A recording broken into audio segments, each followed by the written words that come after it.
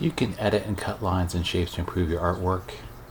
Here's the eraser tool, scissors tool, knife tool. I did examples of the three of them here with the eraser tool, cut with the scissors tool, and cut with the knife tool. Here I've already selected the erasers tool. I'm just going to erase. I'm going to try the scissors tool now.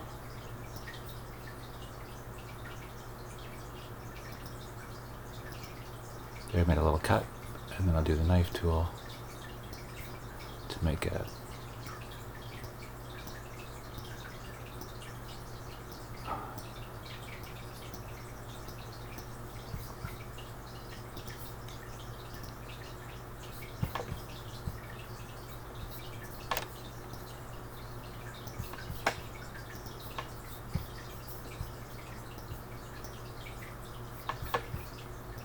and I separate it right there. And there you go.